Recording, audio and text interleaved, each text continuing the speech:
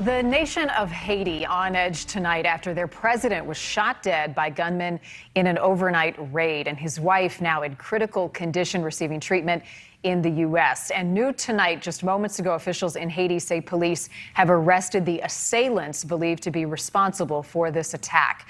It is the first president to be assassinated in over a decade, calling the future of an already unstable country into question.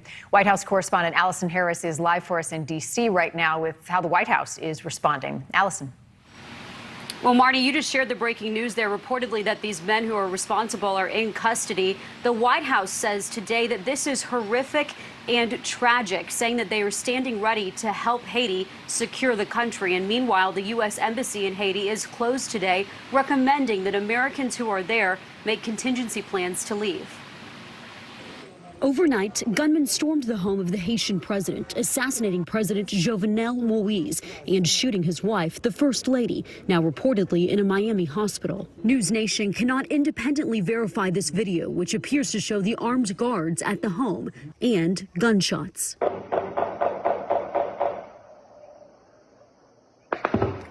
The prime minister has declared a state of siege, the attack a sharp escalation of violence in an already unstable nation. Today, the Haitian ambassador in Washington says the gunmen were well-trained professionals disguised as drug enforcement agents. Those killers has to be identified. They have to be brought to justice. And what we can do now is a request of the international partners to help us in identifying those killers to be part of this international manhunt. President Biden briefed on the attack Wednesday. You need a lot more information, but it's very worrisome about the state of Haiti. In a statement, the White House condemns the heinous act, also vowing the U.S. stands ready to assist for a safe and secure Haiti. I can assure you that our partnership with the Haitian people and with their elected government will continue. The U.S. has a long history in the country, launching a military invasion in the 1990s in the wake of a coup. The poorest country in the Americas still struggles to recover from a devastating earthquake 11 years ago, despite billions of dollars of reconstruction aid. The Biden administration recently extended temporary protected status for Haitian nationals in the U.S., citing serious security concerns, social unrest, an increase in human rights abuses, crippling poverty, and a lack of basic resources, all made worse in the pandemic.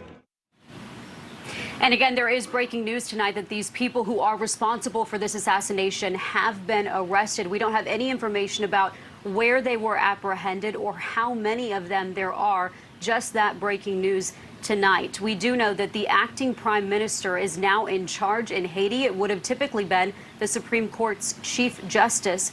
He recently died of COVID. Again, Marnie, breaking news that these people have been arrested. And more to learn on that. Allison live for us in D.C. tonight. And after the break, we'll be joined by James Pierre. He's a journalist with Haitian radio and TV. He lives in Florida now, but originally from Haiti. He'll be talking to us about the humanitarian crisis, the latest in this assassination attempt, and what happens next in Haiti. That's next on Prime. Also